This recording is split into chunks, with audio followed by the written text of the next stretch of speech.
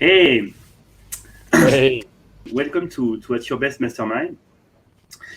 In this weekly interview, we receive some coach, some professional coach, and the purpose is for them to share with you some their tip and tricks to be at your best. And I have the pleasure today to receive Sofian Benouri from Shaking Minds. So, hi, Sofian, welcome here. hi You are Sam, thank you very much. thanks. So you are based in New Zealand, right? Yes, I am. So tell us a bit more about you, Sofian. Who are you? What do you do? Well, so basically, I'm a life coach. I've been like a life coach for the last 7 years. So originally, I'm from France. If people hasn't picked up on the accent yet, so I left France about 10 years ago. Basically, I moved because I was a professional drummer, and so I got lucky enough to be able to travel around the world for the last 10 years. Went through Canada, Australia, New Zealand, Japan, Hong Kong, where I met you, Sam, and then back in Australia and New Zealand again. So my coaching path actually started when I was actually back in France and I was doing music. And so I got interested into the effect of music on the brain and normally to help people with disabilities to communicate a bit better, like, Down syndrome and that type of people. And so slowly I made my way from music coaching to life coaching slowly through the years. And now it's been 7 years that I'm doing this. Okay, interesting. So actually, we met in Hong Kong, and you have been my coach for a few months, and so thanks for that. It was a very uh, impactful experience for me, and it's changed a lot of things actually in my life afterwards. So, can you talk a bit more about coaching? What is coaching for you? Well, I mean, coaching is it's a very broad word if you prefer. So the how you can empower people, and that's what I'm trying to do with every single person that I'm working with, and I'm really glad to hear that I've made a difference for you because creating a positive impact for people is what is coaching is all about for me. So coaching it's about like getting people to be happy with what they do, who they are, and what they want, but also to support them to operate from a space of personal power. And that's a very, very important thing is to just to support people to feel empowered about the way they live their life. For me, that's what coaching is about. It's about empowering people more than anything else. Hmm. And except me, of course, because I hope I am one of your successful story. But do you have any example of yes key success you would have had with one of your clients actually? Yeah, like you are definitely one of them for sure. I would say we all have like different. It's all about what you define by success story. But it's true that you've been switching your career once we've been working together. But there's one of the stories that really stick to my mind was, if you prefer, there's a lot of people that comes to me because they want to have a professional career change. But then when you start to work by coaching someone, you actually sometimes go way above just the professional side of things. And I remember that lady that was back in I think that was my second year of coaching back in Canada. And so that lady came to me because she wasn't really sure what was happening at work and she wanted to go the step further. And so once we start to do the coaching together, I actually realized that she was a great accountant. She was fantastic at her job, but I realized that that wasn't the thing that she was passionate about. She was actually passionate about creating bikinis. That was literally her passion right there. Wow. So we were doing some work together about, trying to get her to make that passion her main income and all of that and so on. And we worked together for about 3 months, and I think halfway through the process I started to sense that there was something else, that there was something a little bit off. And with many conversation I actually got aware that her dad was had cancer. So she had a daughter, and her daughter was about 7 years old, and she had a dad that had cancer, and they were all living in the same house. And basically, when I started digging with her, I realized that there was that whole situation at home that was a little bit awkward, where she was feeling stressed. Her daughter wasn't really happy, and the situation of the dad was like, declining day after day after day after day. So we did a few sessions together. I really supported her in that process and all of that. And one day she came to me and she's like, I gotta share that with you, Sofian. Since I've been working on my project, I'm feeling a lot more alive. I'm feeling a lot more happy. I was able to bring more balance into my life as well. And because of that, one of the results was that I was able to spend more time with my daughter. Because I spend more time with my daughter is a lot happier. And because she's happier, we can also see that that has an impact on the relationship that she has with my dad. So the granddaughter and the dad actually started to have a better relationship. And because of that, the doctor told her that it was kind of a miracle that the dad was actually showing sign of improvement in his health. And for me, it was like, just to talk about it, I have goosebumps right now, because she looked at me and she said, you created this and you're responsible for that. And she's like, thanks to you, my dad is probably going to be able to live for an extra 6 months instead of the 6 weeks that they gave him to die. And so moving forward quickly, and so a few years down the track, I lost sight of her for a few years. And I actually heard from her like maybe 2 or 3 years ago. And I asked her, I'm like, how's your family going and all of that and so on? And she told me that her dad actually lived for another 3 years instead of 6 weeks.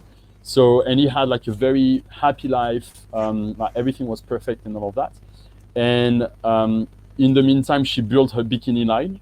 And so when her dad died, she actually moved back to her country of origin, because she was not Canadian, and she actually launched her own brand of bikini. Wow, amazing story. Yeah, for me, it's an amazing story, because not only there was like a professional turn, but there was that also whole impact on the personal life, and that was beautiful to watch, like literally beautiful to watch. Yeah. Okay, so it's very interesting, because if I understand what you say, so she actually came for one objective, which was more related to a job, and actually the coaching helped her to work on very different things, right? Is it something you notice in general with the people you coach? It does. If you prefer, it's the way that life works is basically you are actioning some pattern, or you have like a process that the way you think, the way you do things and all of that. And that process is the same in every single area of your life. So basically, when you have an obstacles in your career, you could have the same type of issue, like, translated in a different way, but you're going to have the same issue when it comes to the process in your personal life. So basically, once you start to work with a certain person regarding the career, you're actually going to realize that the process that they have is what they need to change. And if they have an issue in the career, they might have the same issue in the personal life or whatever. So there's an exercise that I like to do with every single one of my clients or people working with me before we even start, and I call that a reality check or a checkpoint. And basically, I ask every single person to draw a circle and to divide that circle into 8 different areas. It's something very powerful. And basically, every single area will have something different. So you're going to have finance, you're going to have fitness and nutrition, you're going to have pleasure, you're going to have intimate relationship, family relationship, friends relationship, your spirituality and personal development and all that type of things. And basically, once you have that circle, I'm asking the person to rate himself on a scale from 0 to 10 about how satisfied they are with this area. Mm-hmm. And so once they got that type of circle, basically the exercise is to give them the opportunity to come up with some action that could increase those numbers. Mm. And every time we do that exercise, you realize that if you push one area, it's actually going to impact another one as well. So everything works together, and it's a domino effect. So if you have one area in your life that collapses, most of the time, some other areas are going to be impacted as well. So that's the thing with coaching. When people come and see you for one thing, you actually need to be prepared as a coach to work on a more 360 degrees way, because if you do, you're going to be a lot more powerful as well. Okay, thanks. It's very interesting. So the tool you were mentioning is a wheel of life, right? Absolutely, the wheel of life. Interesting. And okay, I also use it myself. And actually, you know, I noticed that people are not very clear on how does it work actually coaching. So can you maybe explain a bit, you know, from when people contact you first? Can you give us some idea of how does it work? You know, how frequently you meet, and what is the process of coaching actually? So the very important thing about coaching is when you have someone that get in touch with you or get in touch with me for coaching, the first thing is to build that connection with the person. So if you prefer, I like to do a first hour for free, or it doesn't have to be an hour whatsoever, but the idea is to have a face-to-face with the person and to see how the connection goes. You know, Mm, when you go on a date, you can feel from the first moment if it's going to click or not. And if mm, you prefer, it's like having a coach and coachee relationship is kind of bit of the same of being on a date, because you have to make sure that it clicks. If it doesn't connect as a coach, you won't be able to make a difference for the person in front of you. And that's very important to know that. Because I've seen many coaches doing that mistake to think that they can make a difference for everyone at here. And actually, it's a huge mistake. You can make a difference for people if you connect with them and if you can build that connection, that rapport. That's a very important thing. So you just have like a casual conversation. You get to know a little bit more about the person, and you get the person to learn more about you as a coach as well. Then you're here to answer all the questions that they have. You make sure you try to understand what is their concern, what is their perception of coaching as well, because you want to make sure that you're going to bring what they're looking for.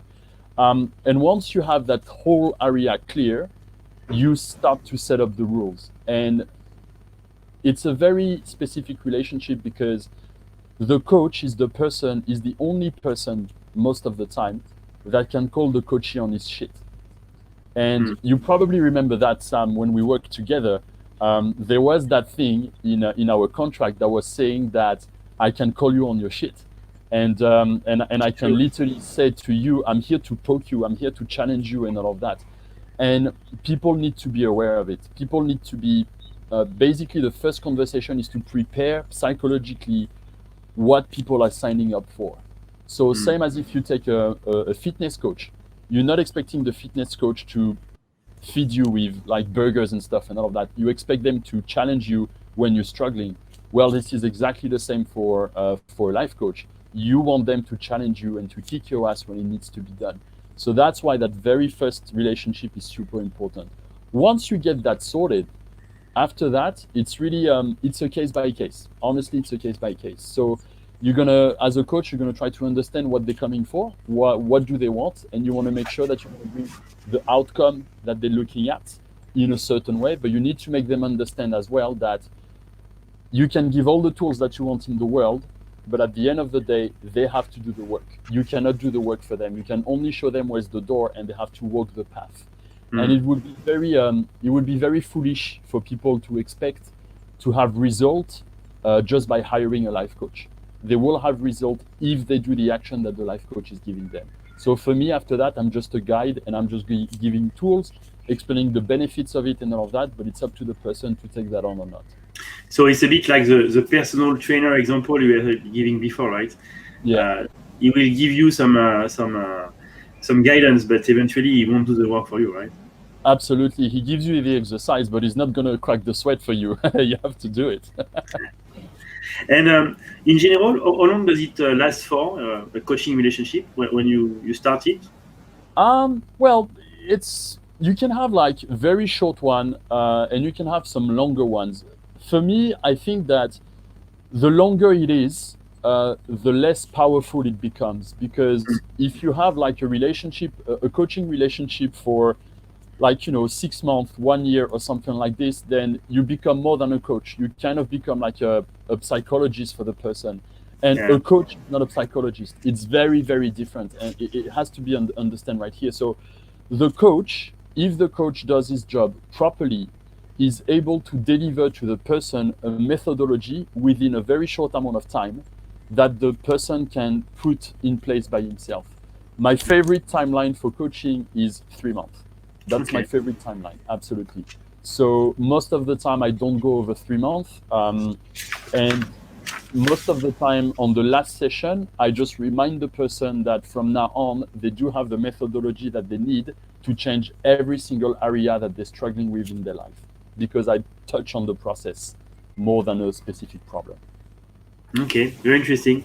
So as you know, with At Your Best, we are also very interested by routines, and by we believe that routine is a way, to repeatedly do things in order to really acquire knowledge. Yeah. Do you have any routine on your side? Plenty. So Plenty of yeah. routines. So it's well, first of all, to start with, it's we all have routines. If you look at it, we all have routines. For example, the how you're going to go to work, which travel are you going to take to go to work is already a routine. How you brush your teeth, is it the right hand or the left hand, is a routine. The way you dress yourself is another routine. The way you talk to people is another routine, and all of that. So if you prefer, our life is actually consistently filled with routine, because we're doing some actions over and over again the same way. So for me, the word routine has two different levels. You have the unconscious routine, which is the thing that you're going to do automatically without thinking. And then you have the other one, which is the conscious routine. And these ones are the one that you want to think about. A really good example is to say, oh, it's the 1st of January, I'm going to go to the gym and I'm going to make it my new routine, right? And that's one of the number one that we can hear all the time. And so you have to force yourself to go to the gym and so on. Most of the time, this one is going to fall apart after a certain amount of days for other reasons. But yeah, so because it's not yet in the unconscious mind. So to answer your question regarding the routine that I have all my unconscious routine, of course, but then I do have some conscious one. And my game is to take those conscious routine and transfer them into the unconscious. And in order to do that, it's just a matter to do those routine for more than 21 days, because your brain takes 21 days to assimilate a new habit. So some of the routine that I put in place at the beginning of this year, 2020, is to wake up at 5 a.m. every single morning and to start by my gym. So usually I'm really not someone that can wake up early in the morning. I'm terrible at this, but I say, okay, that's it, that's done. One of my long-term goals is to be in the best shape of my life. So I looked at what needs to be done. And one of the routine was to do my gym in the morning. So I was like, okay, wake up at 5, do your gym. So I wake up, I do my gym. It takes me about 45 minutes to an hour. Then I'm going to do a bit of walk, a bit of steps, and all of that. And though at the same time, I'm going to listen to some podcast or personal development thing that's going to help my brain to, to switch on. And then I'm going to study a little bit. So studying whatever I want to do. Like, for example, right now I'm passing my certification for NLP. And so I'm taking time every day. So I have like a 45-minute slot to study every single day. And that's one of my routine. After that, I'm going to go to the office. I'm going to do my thing as well, which is also another type of routine. And another routine that I do as well every single night is I'm going to write down in my diary, what happened during the day, how did I feel in certain situation, and all of that. And it's a great way to do a bit of a self-reflection time for me. So I like that one. Very interesting. You know, it's funny because when I hear you talking about routine, I think we are quite aligned. But it looks you are very enthusiastic and it looks very funny. And you are like, oh, I'm studying, I do exercise, extra. But for a lot of people, I think that routine is somehow synonym of something boring. So can I have your thoughts on that? It is like basically. People found that a routine is boring because the action itself is something that has no purpose for them.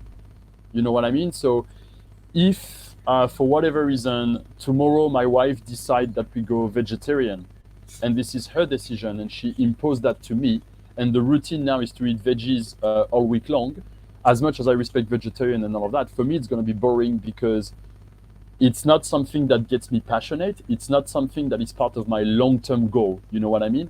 So because of that, I'm not specially going to sign up for it. And I'm going to be like, well, that's kind of boring. So I found that the groundwork that needs to be done is to have a look at your long-term vision, your 10 years vision. Where do you want to be in 10 years? As simple as that. Once you look at where you want to be in 10 years, then you will start to know, what do I need to do today to be there in 10 years? And this is where you start to build your routine. So if you say in 10 years, I want to be in the best shape of my life, then you know that every single day you need to start to go to the gym. And that's how you do that routine actually animated by that long-term goal that you're going to have. And I think so what you need to do today to be where you want to be in 10 years. It's a very powerful statement. And it's super important. And so, it's not only people found routine boring, but also, sometimes people, they come up with goals that looks like a mountain for them. And the issue is they try to go too big too quickly. So you can go big, that's fine, but you have to give yourself time to make it happen.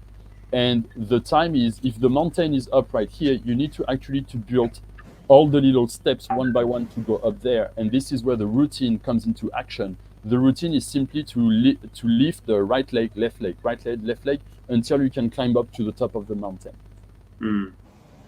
Yeah, or it can be a baby learning how to walk, which is not going up, but just going straight. But okay, it's very interesting. And this the current situation is a bit tough with this outbreak of the COVID-19 in the world. So, do you have any thought on how to use use routine actually to be able to manage this situation? Well, the thing is, with COVID-19 kicking off right now, you see what's happening on a worldwide scale is more and more governments are asking people to stay at home. So basically, if we connect this to the routine, we're actually asking people at the moment to change their routine, which is a perfect opportunity to set up whatever you want. As simple as that. So basically, people will change their routine usually when something drastic happens, like someone dies or they lose their job or something like this. This is when they're going to change their routine. So now that we have that event that happens in the world, we push people to change the way they think. We push people to change the way they're doing things. So for you, for people around the world that are listening to that and that are behind their screen and that know that they're going to be stuck at home at least for the next 2, 3, 6 weeks or 2 months, we don't know how long it's going to go for. Well, it's the perfect opportunity to start reviewing how do you do things, but how can you do things in the future? And whatever choice you're going to make right now, try to think, is it the choice that you want to make because it's going to serve a purpose, or it's just because you have to do something? So I encourage people to choose a purpose in whatever they're going to do. And, for me, life is an equation. It's an equation between cause and effect. When you look at the cause, you are acting from a space of power, because you are the cause of what's happening. So you have the power to change it. When you operate from the effect side, life happens to you and you have no control over it. I encourage people to look at the cause side of things more than the effect. Yes, the COVID-19 has an effect on all of us that we cannot control. What are we going to do out of it, of that new situation? It's up to every single one of us to do it. And I can see many people, they're feeling lost about working from home. But for me, I found that a fantastic opportunity to how to be more productive, how to change the way we do things, how can we be more disciplined on whatever we want to do, what new tools can we learn right now that's going to bring us to skyrocket in the future of our career and personal life. Yes, I think we are all sharing this situation together, but we wish, of course, good luck and all our thoughts are with our friends in Europe and US and everywhere in the world. Absolutely. But I think it's true. You can use this time to reflect and to become somehow a better version of yourself. Yeah, a better version, and also it's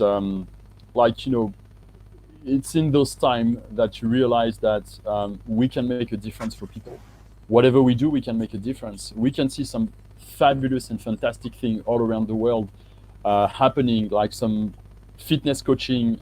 Some fitness coach are doing free sessions. I might start doing some free session as well to empower people, because they need support, mentally speaking, they need support, they need to feel at their best and all of that. So if it takes to do that, then yeah, let's do it. Absolutely. I take your word on that. So I think we can maybe share your details after in the comment of the video. Absolutely. But I would like also to talk a bit about at your best. So you see, it's your name. So for us, the idea here is to help people to be better version of themselves. We talk about the routine. We talk about reflection.